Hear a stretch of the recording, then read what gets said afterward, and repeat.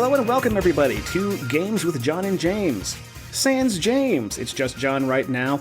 Looks like we'll be going solo for a little bit as we discuss some of the hottest things that happened over the week. James is not here. He is out on an assignment. Work has been keeping us pretty busy. Thankfully, I'll be here to provide you with some of this week's highlights in gaming.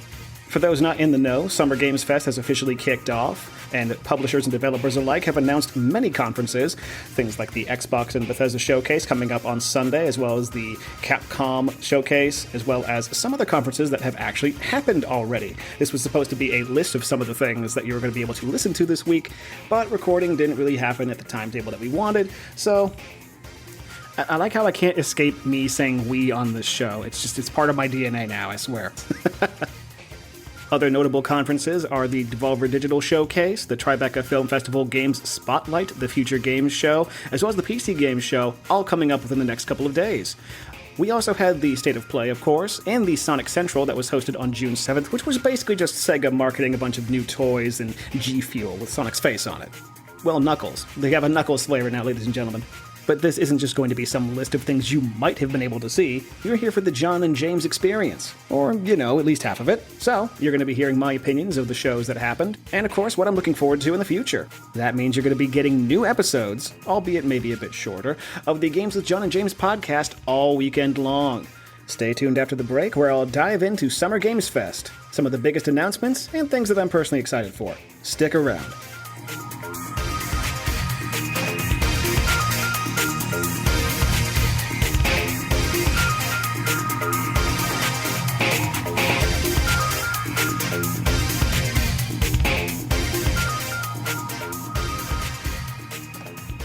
And welcome back to Games with John and James, or, Games with John. It still feels weird. Well. After that blazing fast intro, I think it'd be time to slow it down a bit as we go over some of the highlights of the Summer Games Fest, the Limited Runs Games Showcase, and other big-name announcements that have happened so far this week. In an effort to make this sound less like me going down the list of all the things that were announced, I'm going to start off with something near and dear to my heart, which y'all know, it's Sonic Frontiers. We got the first gameplay of it earlier last week, and now people are continuing to see more and more of the game and hearing other people's previews of it. And, people are still on the fence, which, is something I completely understand considering Sonic's spotty track record. Just today, there was an interview with Takashi Iizuka, who is the head of Sonic Team and director of the game, so I'll be sure to check that out and give you my full, hot take on that sometime later.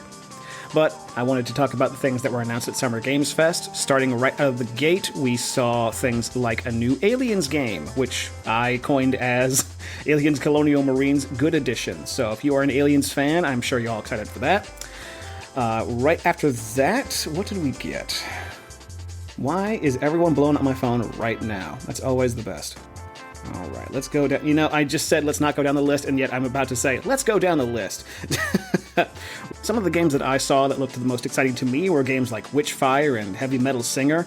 Those games look amazing. Granted, they are first-person shooters with very novel, different types of aesthetics to them. I mean, after seemingly a lifetime of things like Call of Duty and even Halo to some extent, I'm kind of looking forward to going back to where you could see games that have more of a magical bend to them. I think during that one for, Witchfire, it looks like frickin' Hexen, which is already awesome, but then you have like a magic shooting first-person shooter crossbow that shoots fire? Yeah, we need more inventive stuff like that. I am just so down. I'm down to give it a play. I'm not going to give it a play it endorsement yet, but who knows, maybe if I actually do play it, maybe I'll encourage y'all to play it.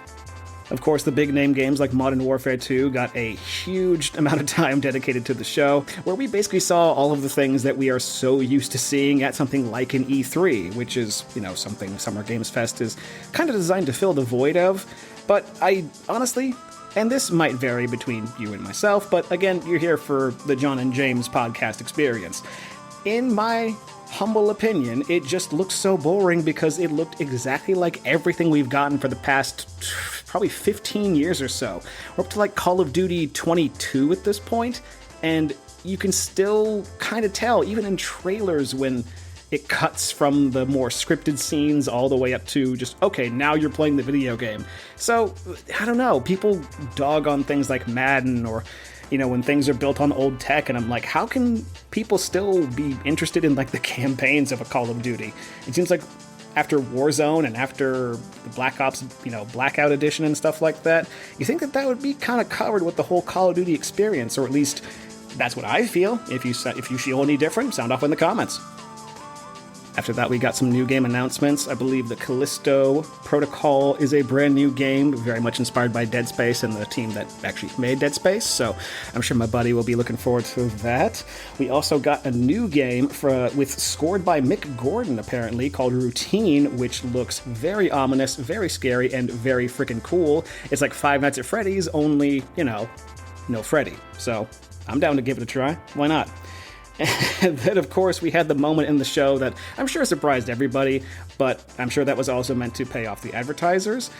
We saw The Rock shirtless for a minute, plugging his energy drink and talking about Black Adam. So, you gotta pay the bills, but I just thought that was a funny highlight of the show. Looking at some of the other big name announcements, we saw a new game called Wargame. No, I can't read my own handwriting here.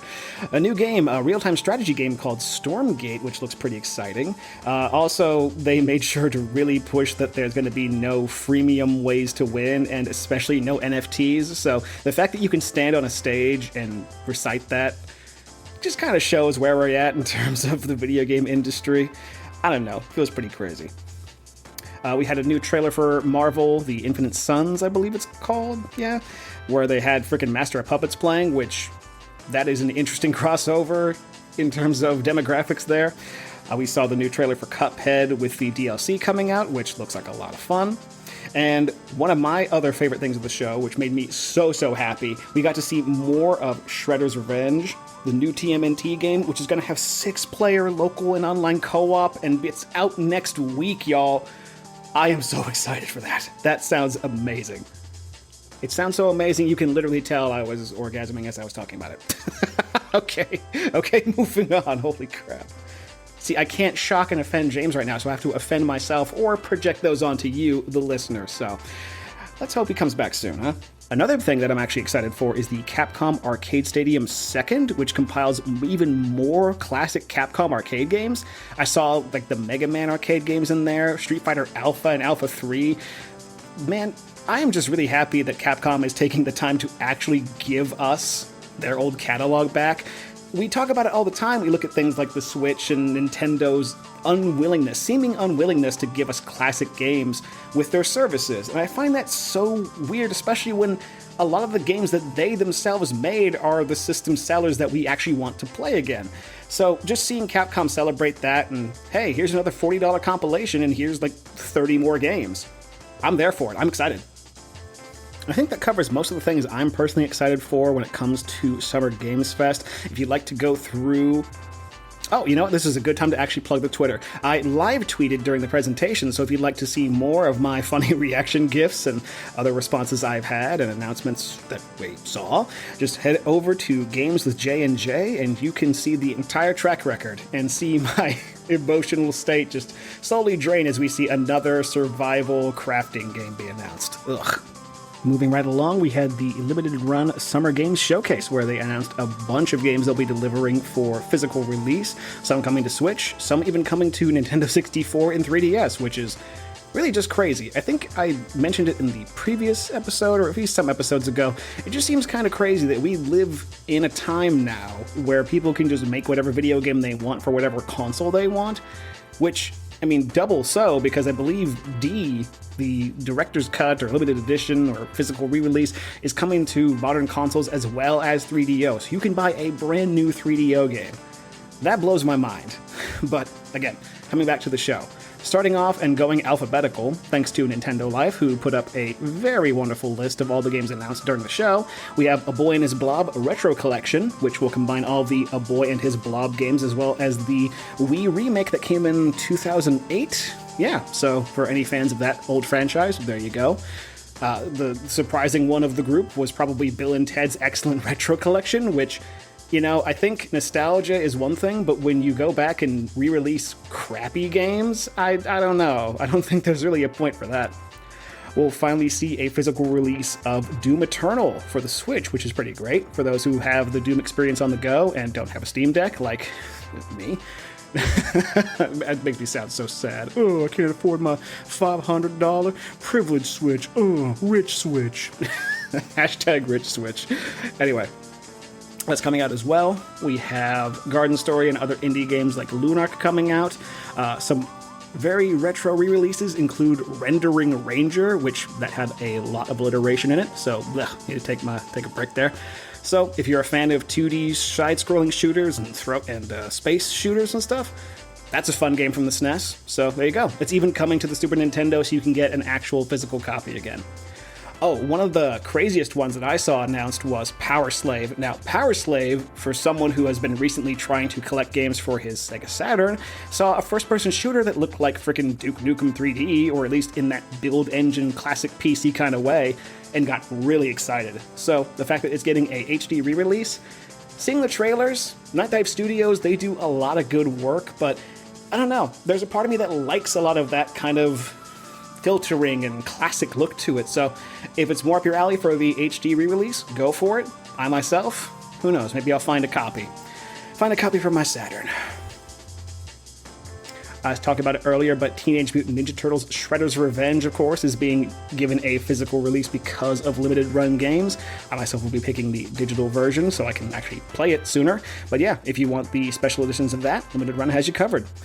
River City Girls 2, the entire Shadowrun trilogy, Skella Attack, the only game Konami's put out in the past, 5 years? Who knows? But yeah, those are all coming out as well. So, I think that wraps up the limited run showcase, and yeah, if I've missed ones or you have your own opinions on some of the games that are coming out, leave us a comment on YouTube or reach out to us on Instagram or shoot, at me on Twitter.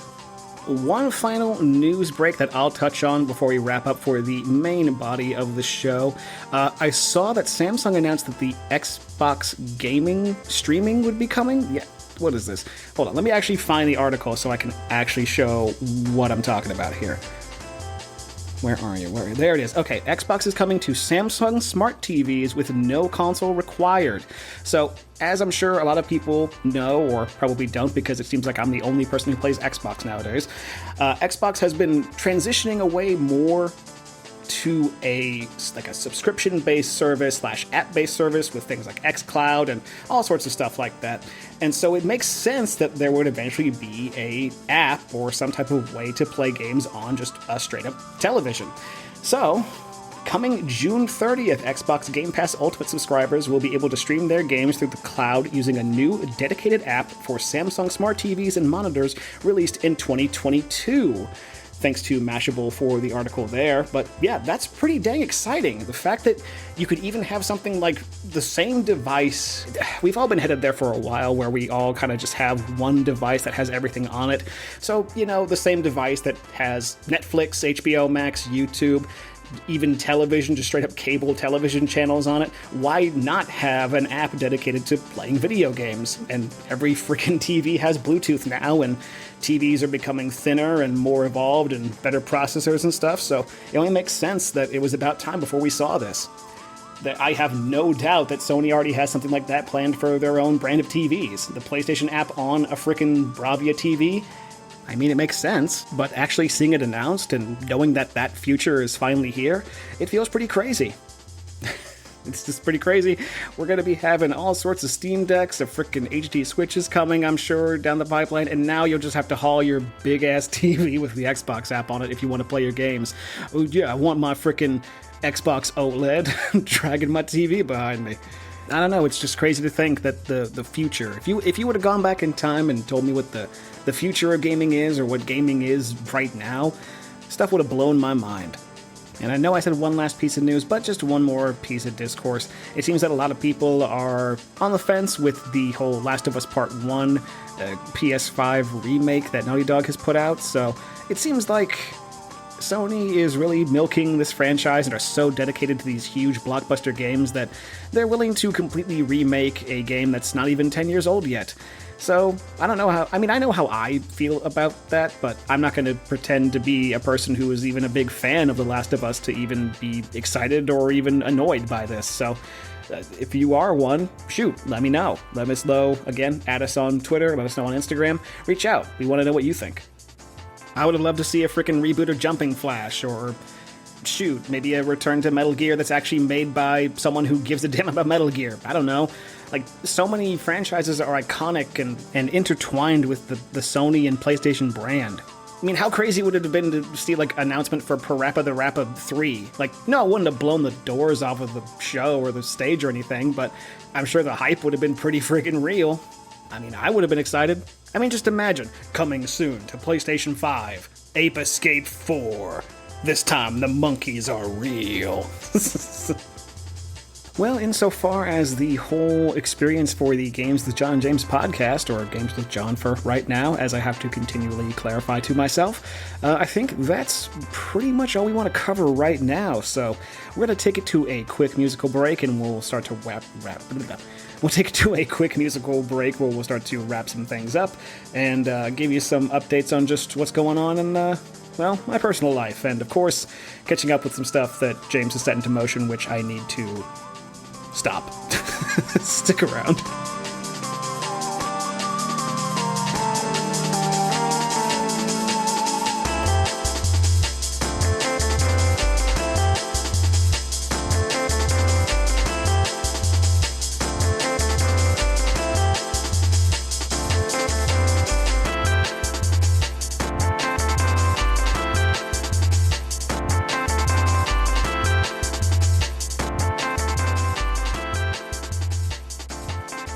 And now it's time for our wrap-up. So, what has been going on with John? Well, I've continued Scarlet Nexus, as I have been trying to keep up with. I'm about level 26 right now, still playing as the male character, whose name escapes me because, you know, anime protagonist, whatever.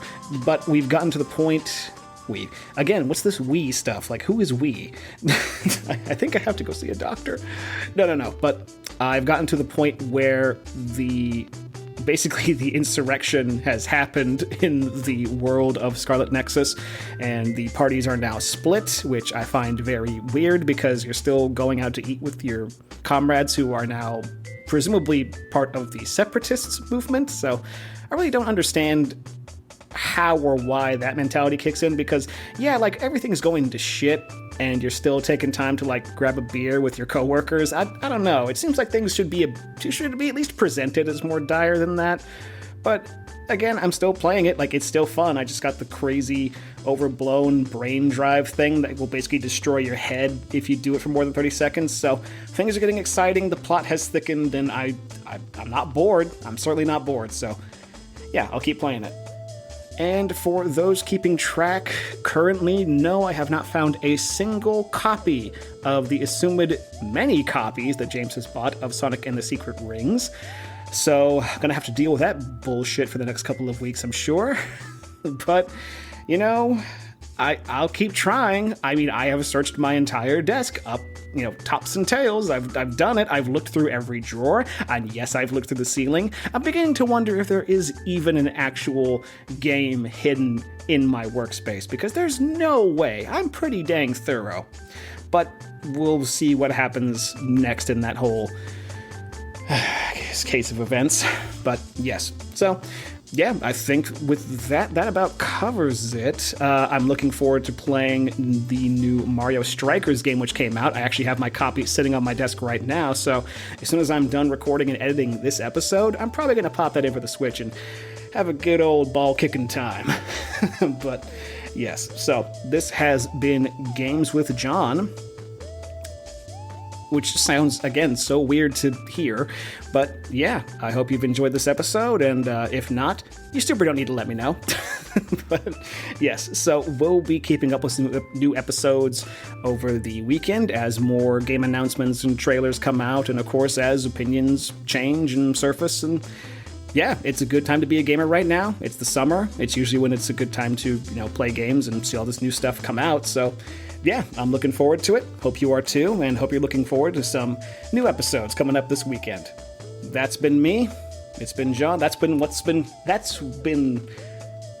been going on with John. I think that's going to be my outs for this weekend. All right, hope you all enjoy the show, and we'll see y'all next time. Peace out, y'all. Bye.